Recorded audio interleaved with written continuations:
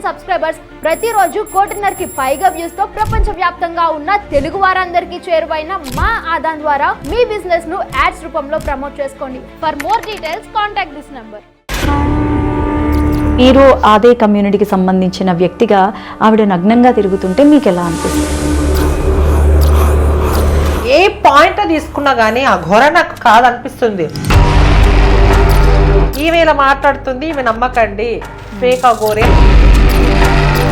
నేను సనాతన ధర్మాన్ని కాపాడడానికి వస్తున్నాను. చిన్న 5 నెలల పాపను రేప్ చేసి చంపేస్తుంటే అప్పుడు ఎందుకు ఈమె వచ్చి అడ్డుకోలేకపోయింది? అవును, మరి ట్రాన్స్జెండర్ అయ్యి ఉండి మీరు మీ కమ్యూనిటీకి సంబంధించిన ఆవిడకి సపోర్ట్ మీ కమ్యూనిటీ వాళ్ళు ఎందుకు ఇవ్వట్లేదు? చాలా మంది నాకు ఫోన్ చేసి ధమ్కి ఇస్తున్నారు. అంటే ఏ పరంగా? నీ అంత చూస్తా, నాది చూస్తా అంటే నేను ఒకటే అన్నా, పక్కన జరుగు, ఏముందక్క? చాలా దయ్యాలు ఉన్నాయమ్మా. ఎందుకు వచ్చారు మీరు ఇక్కడ? అక్క కనిపిస్తున్నాయా? నిజంగానే? నిజంగా కనిపిస్తున్నాయి నాకు.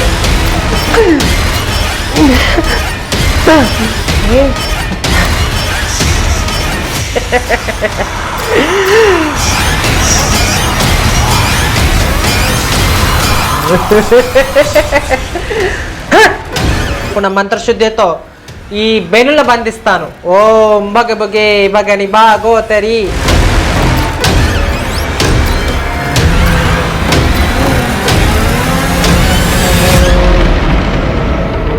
బగ బగే బగని బాగోతరి భగవాసనే స్వాహ స్వాహ స్వాహ.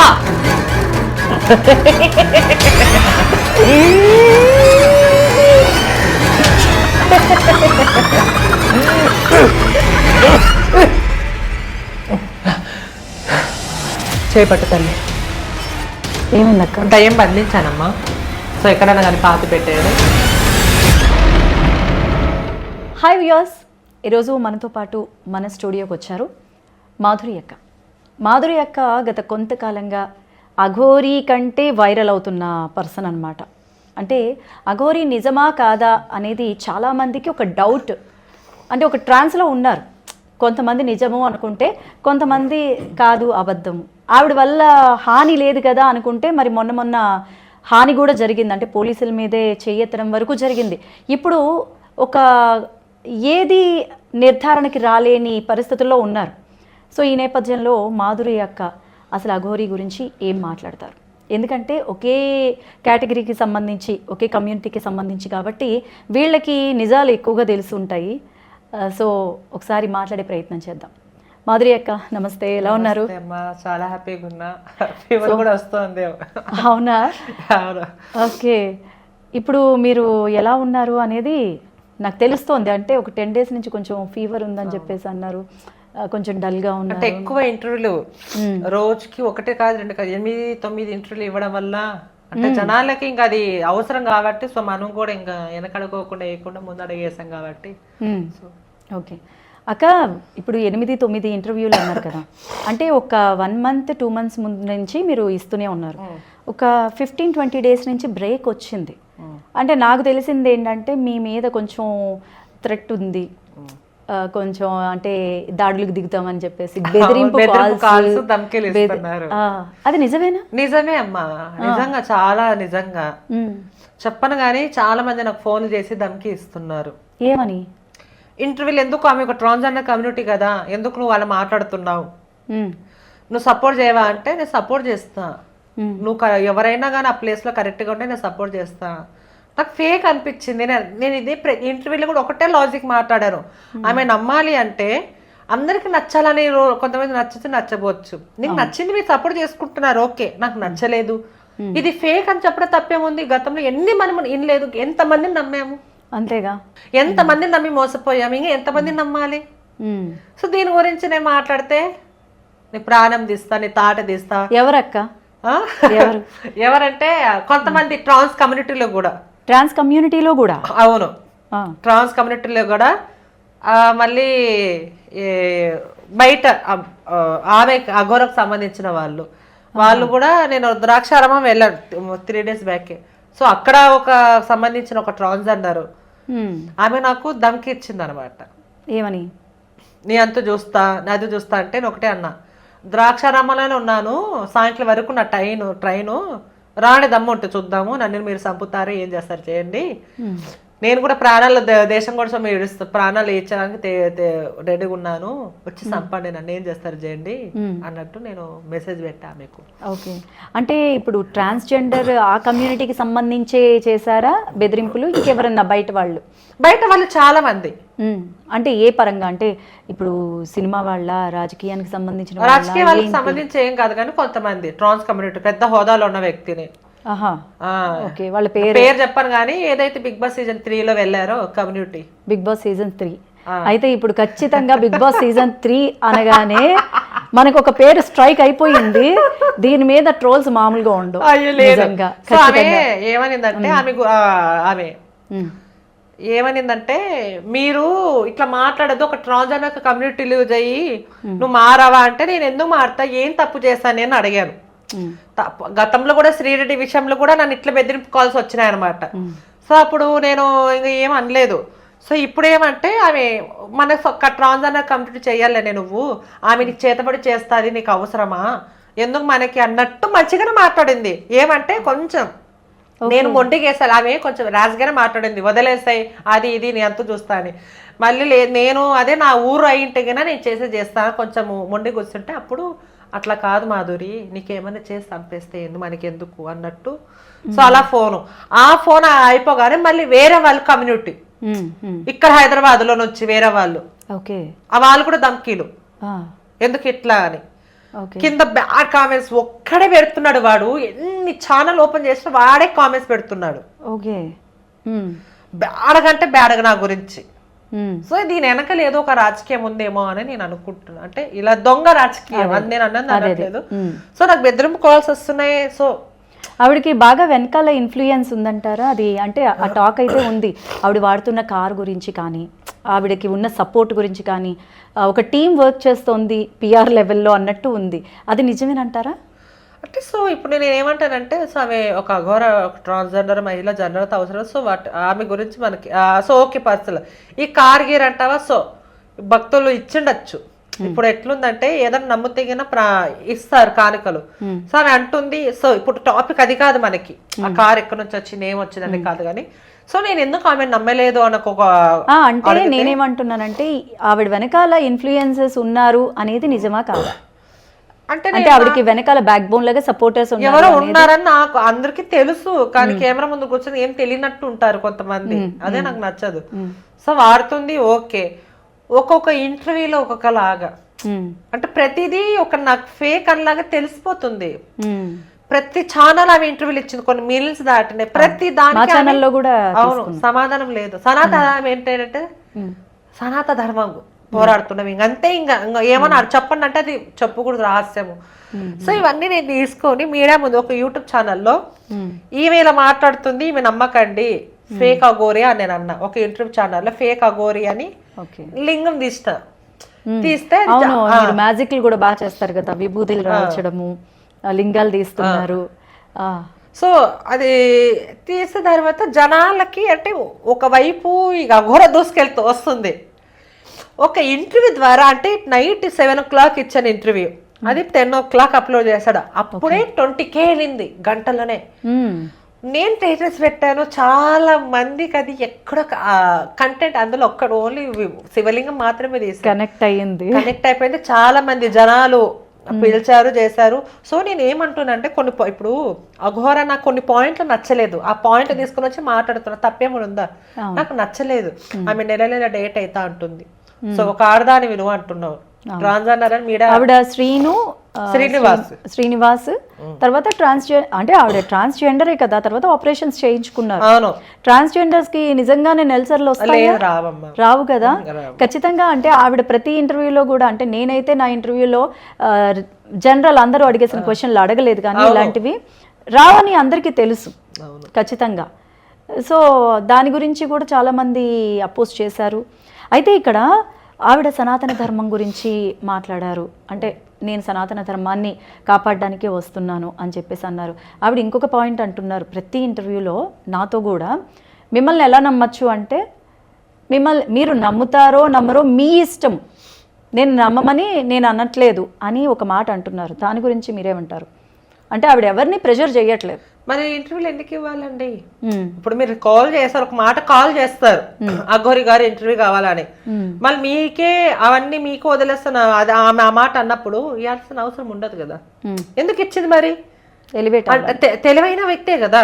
సో ఎక్కడ రెచ్చగొట్టి మళ్ళీ ఎక్కడ మామూలుగా ఉండాలో తెలిసిన వ్యక్తి కాబట్టి అలాంటప్పుడు ఇంటర్వ్యూలు ఇయ్యనమ్మా నేను అని అంటే ఇంత వచ్చేదాకా కదా.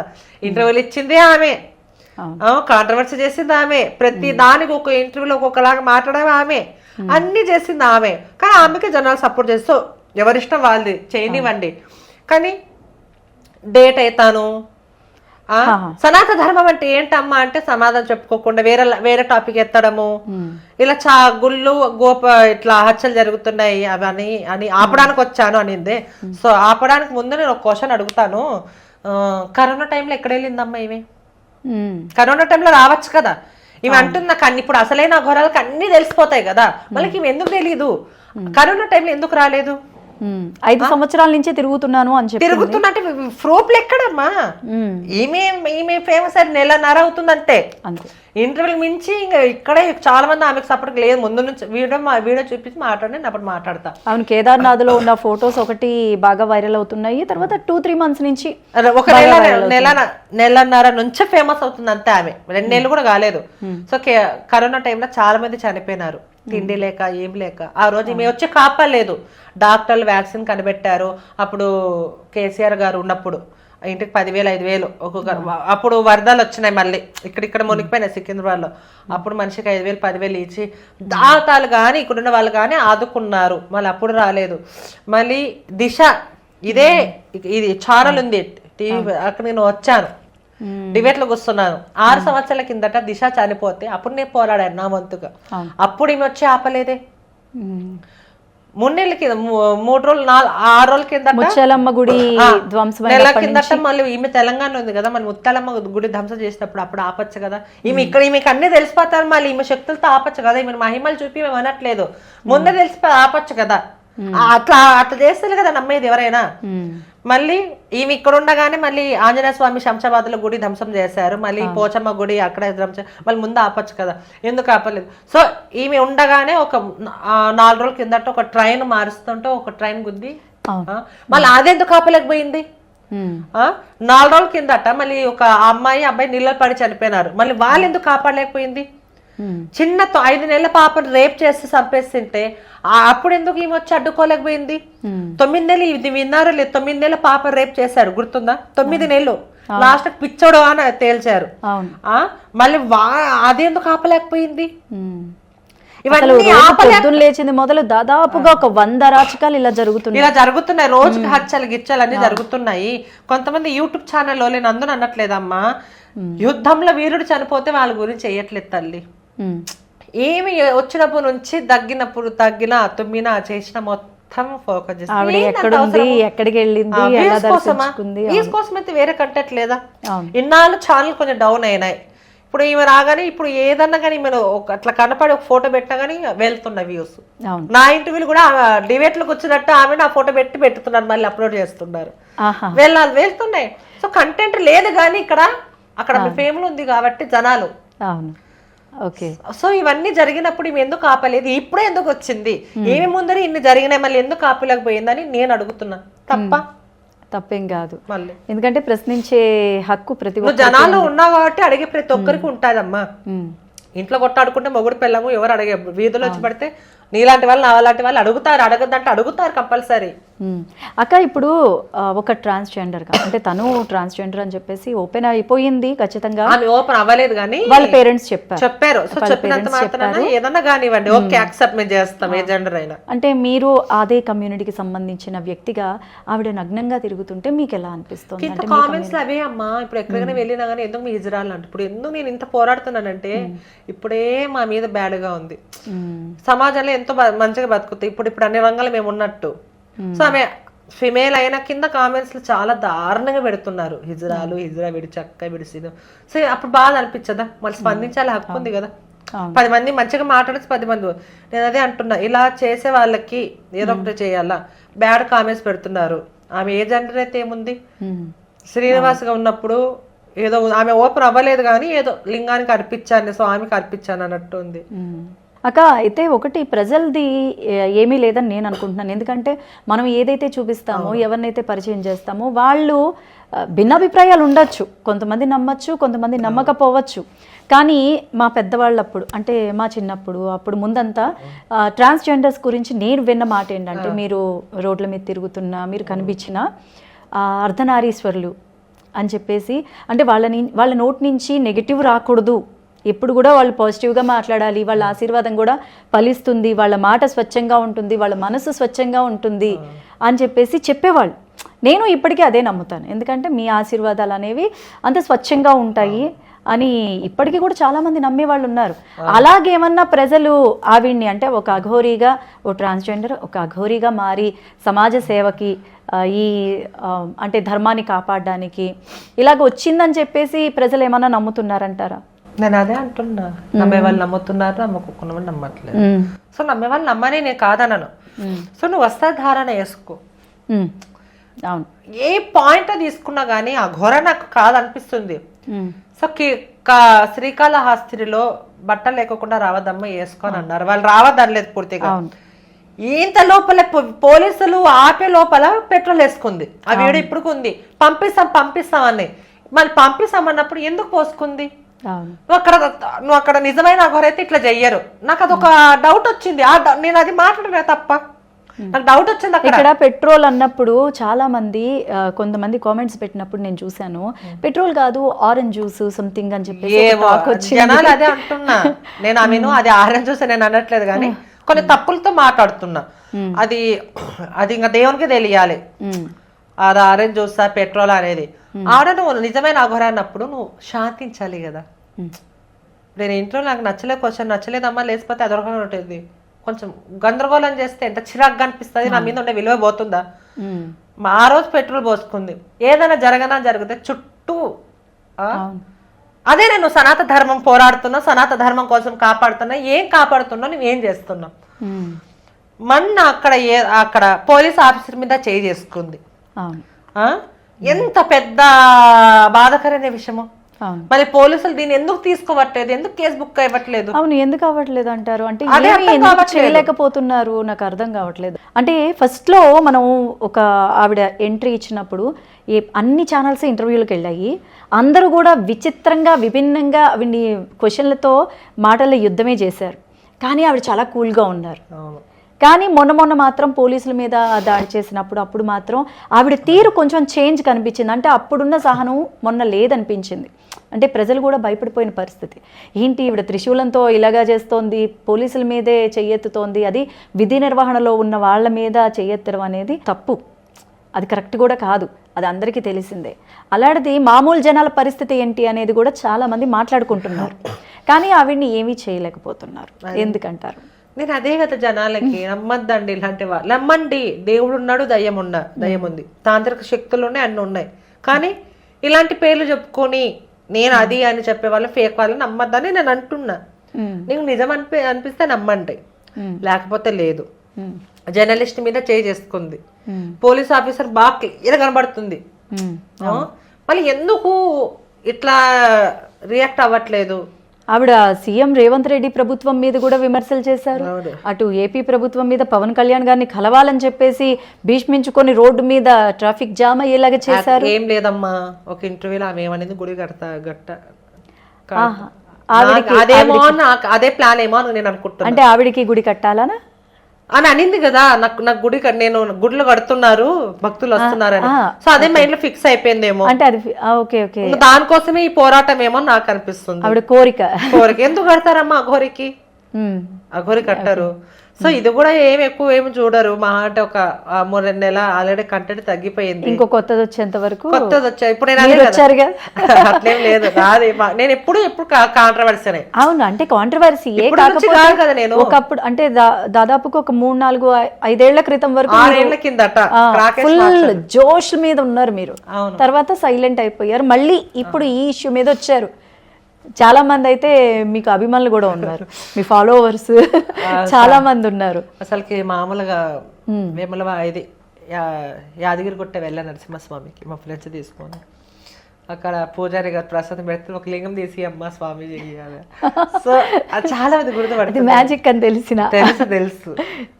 మళ్ళీ అన్నవరం అన్నవరం వెళ్తే అక్కడ కూడా గుర్తుపట్టారు. సో చాలా మంది అంటే ఎక్కడికి గృహప్రవేశాలు వెళ్ళినా ఎక్కడ వెళ్ళినా ఎవడో మధ్యలో వచ్చి నువ్వు యూట్యూబ్ లో వస్తా కదా మీకు ఇచ్చి పంపించేసా మంచిది అన్నట్టు ఒక ఆలోచన. సెలబ్రిటీ అనే కాదు కానీ అంటే చాలా మంది మళ్ళీ మార్కెట్ లో వచ్చావంటున్నారు. అంటే కొత్త కాన్సెప్ట్. సో ఇప్పుడు ఎక్కువ అఘోర గురించి అడగట్లేదు కానీ ఏంటి దీని వెనకాల ఏంటి రహస్యము అన్నట్టు. సో అది మా అఘోర గురించి నేను ఏదో గుడి కట్టాలి అన్నాను ఏదో అని. సో జనాలు కూడా వస్తున్నారు. సో మనం చరిత్ర చూసుకుంటే అఘోరాలకి భక్తులు ఉండరు. నేను 10 పుణ్యక్షేత్రాలు తిరిగా, 10 శక్తిపీఠాలు, కేదార్నాథ్, అయోధ్య, కాశీ అన్నీ చూసా.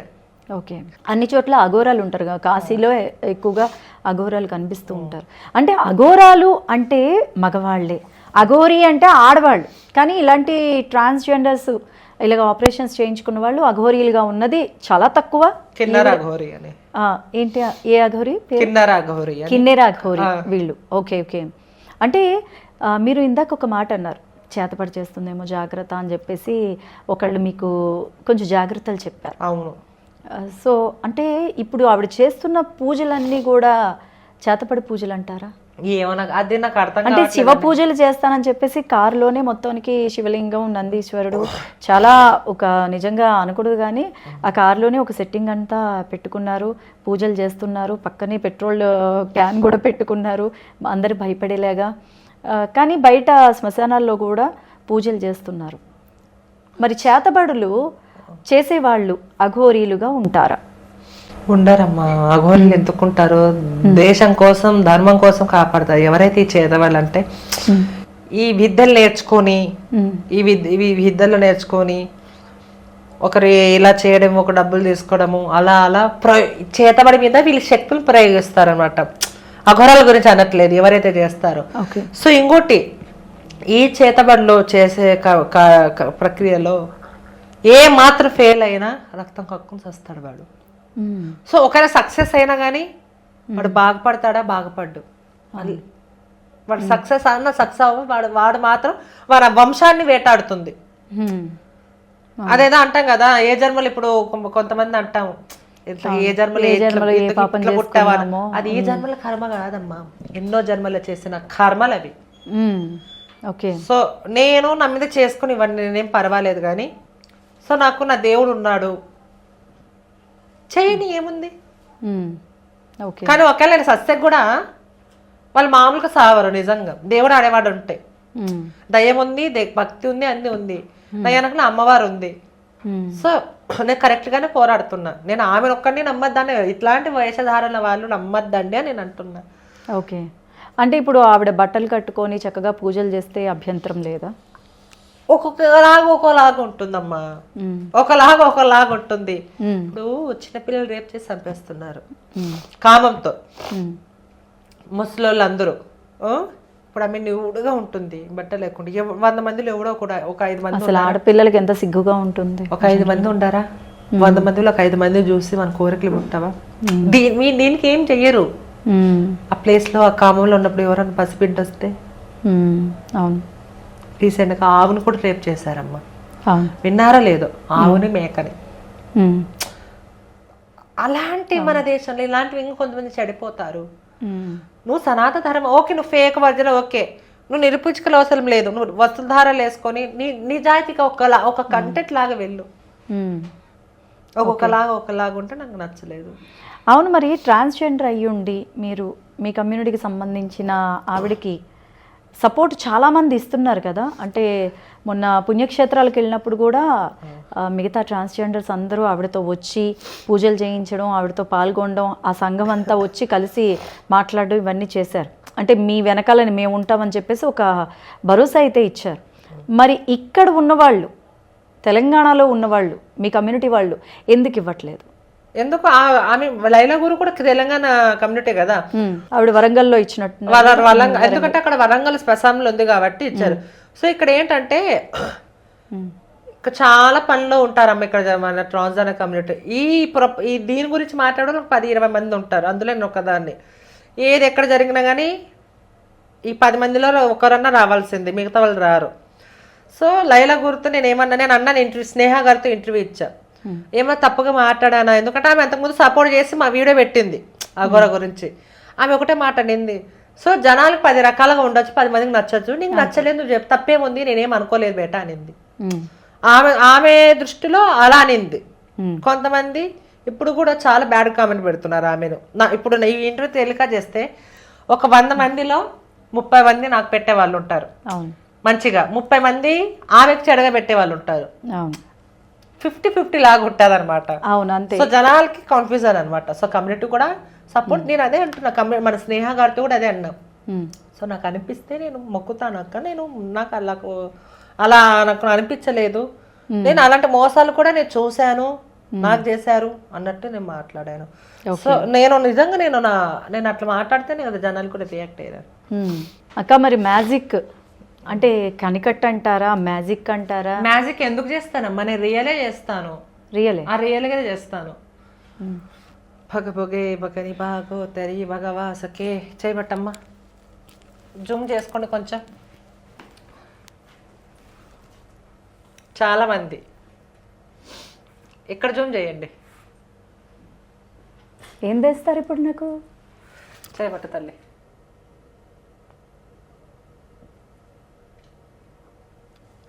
ఏంటిది విభూదా? అవును, రియల్ గానే. పక్కన జరుగు, చెప్పు తల్లి. చాలా దయ్యాలు ఉన్నాయమ్మా. ఎందుకు వచ్చారు మీరు ఇక్కడ? దయచేసి ఇక్కడ నుంచి వెళ్ళిపోండి ప్లీజ్. నిజంగా దయ్యాలు ఉన్నాయి, బంధించాలమ్మా. నిజంగా అక్క కనిపిస్తున్నాయా? నిజంగానే? నిజంగా కనిపిస్తున్నాయి నాకు.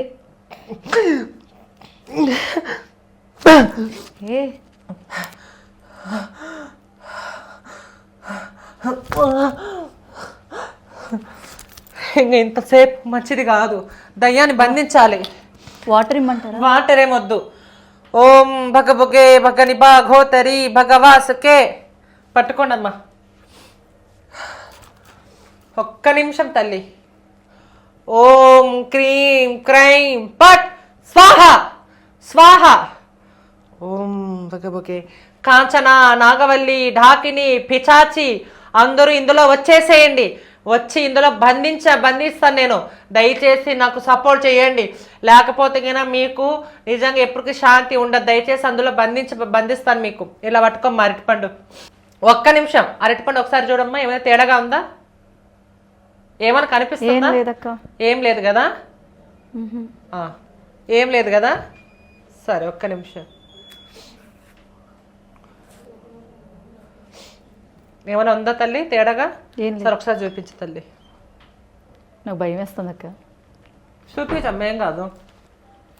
దెయ్యాలన్నావు, ఈ అరటిపండ్లోకి వస్తాయా ఏంటి ఇప్పుడు? ఒకసారి చూపించండి.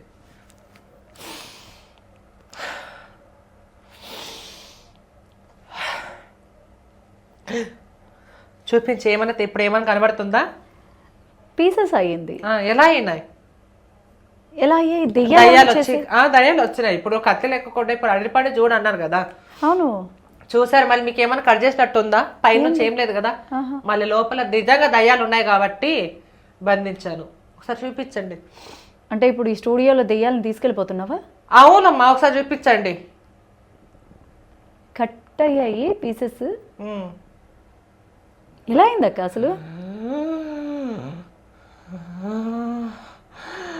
దయ్యాలు మళ్ళీ విడిపించుకున్నాయమ్మా, మళ్ళీ బంధించాలి. ఓం క్రీం క్రైం పట్ స్వాహ స్వాహ స్వాహ. ఓం క్రీం పైం పట్ స్వాహ.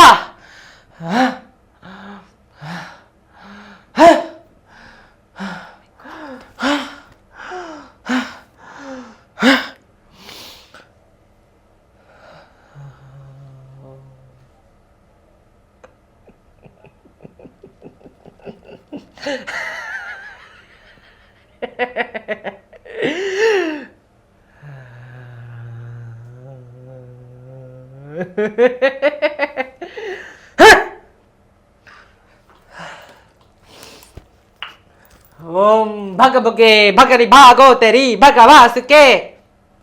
ఏమైనా ఉందా అమ్మా? ఇప్పుడు నేను మంత్రాలతో ఆ అరటి పన్నులు బంధించిన దయ్యాన్ని ఎడిపించుకున్నాయి. మళ్ళీ ఇప్పుడు నా మంత్రశుద్ధితో ఈ బెనులు బంధిస్తాను. ఓం భగభగే భగని భాగోతరి.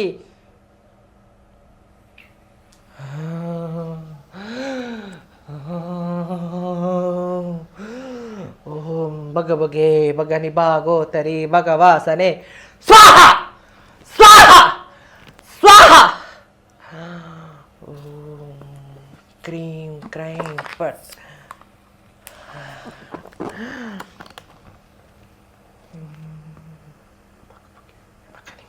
కాంచిని ఢాకిని కాంచన అరుంధతి నాగవల్లి అందరు ఇందులో వచ్చేసేయండి. ఇప్పుడు మీ ఆత్మ శాంతిస్తుంది.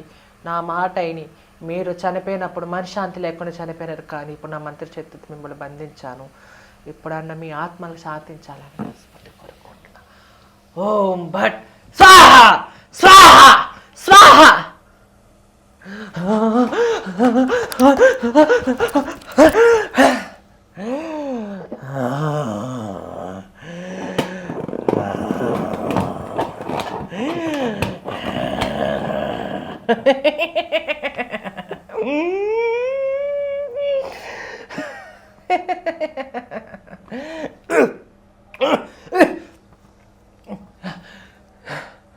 చేపట్టు తల్లి. ఓం భగభగే భగని భాగవతరి స్వాహ స్వాహ. ఛో కూర్చో తల్లి.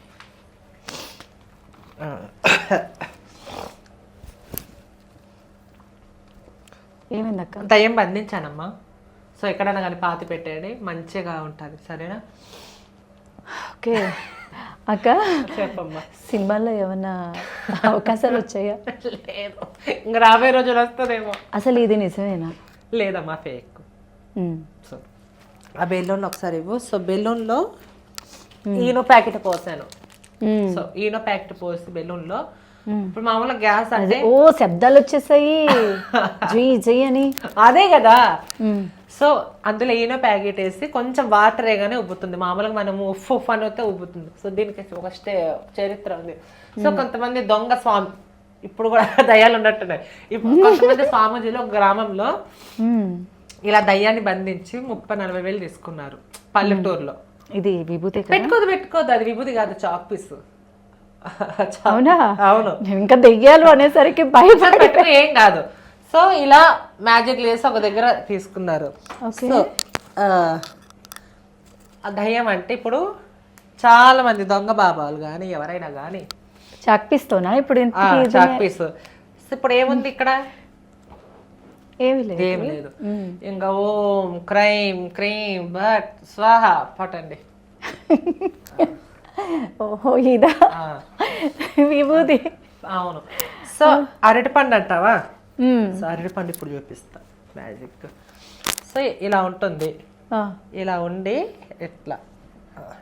మరి నాకు అసలు ఉండండి మా ఇట్లా ఇంక ఇట్లా ఉండి మంత్రాలు చదివి ఓం క్రైమ్ క్రీమ్ అని అంటే చూసేవాళ్ళకి ఏం కనబడదు. అంటే దొంగ బాబాలు ఎలా మోసం చేస్తారనేది మ్యాజిక్. సో ఇప్పుడు నేను వచ్చాను, ఏదో మంత్రం చదివాను, ఓం క్రైమ్ బట్ స్వాహ. సో ఇలా అంటే ఇప్పుడు చూసేసరికి నార్మల్ గానే ఉంది కదా? అవును. ఇప్పుడు మళ్ళీ నేను చూపించాను కదా ఎలా అనేది. సో ఇలా చాలా మంది అంటే నోట్లో నుంచి శివలింగాలు తీయడము మనం ఎన్నో చూసింటాము, ఎన్నో ఇట్లా. కొంతమంది ఒకప్పుడు నమ్మేవాళ్ళు, ఇప్పుడు కామెంట్స్ చదివితే అయ్యో మాకు కూడా తెలుసు ఈ టెక్నాలజీ అంటున్నారు. నిజంగా దెయ్యం పట్టిన నమ్మరు కదా. అంటే ఇది కొంతమంది ఇలానే చేసే డబ్బులు కూర్చుతారు. సో ఇవన్నీ మీరెందుకు చేశారు మాదిరి నన్ను అడగచ్చు. దానికి కూడా నా ఫ్రెండ్కి మందు పెడితే కక్కించడానికి వెళ్ళాం. మాది రాయలసీమ కాబట్టి మందు అంటే 100 రకాలుగా ఉంటుంది అది మందు. సో ఆకుమందు, మందు పెట్టిన వాళ్ళు కక్కించడానికి పోతే నిజంగా ఎలా కక్కిస్తారంటే ప్రాసెస్ ఆడ పొద్దున్న పొడకడపన ఉప్పు నీళ్ళు తప్పిస్తారు. తాపించిన తర్వాత తమలపాకుతో రియల్గా ఉంటే వస్తుంది బయటకు ఒక కుండలో. నాకేం చేసినారు, వాటర్ తాగమ్మ వాటర్ తాగన్న తాగుంటే ఇక్కడ నేనైతే విభూతి తీసాను, ఆడ మందు పెట్టుకుని ఆ కుండలో నేను ఇట్లా ఇట్లా చేసి ఇట్లా చూసిన, అంటే వాడు వేసైతే నేను చూసిన ఇట్లా ఇట్లా అని నేను కూడా యాక్టింగ్ చేసిన అంతమంది ఉన్నట్టు. సో అక్కడ నేను చూసింది ఫేకా రియలా, అసలైన మంది అయితే కానీ నోట్లో నుంచి వస్తుంది, ఫేక్ మంది అయితే వాడు చేతుల్లో చేశారు కాబట్టి. సో ఇలాంటివి జరిగినాయమ్మా, 300 200 ఇచ్చాము అప్పుడు. మళ్ళీ ఇలాంటివి చేసే వాళ్ళని మనం మాయగలను అనరా?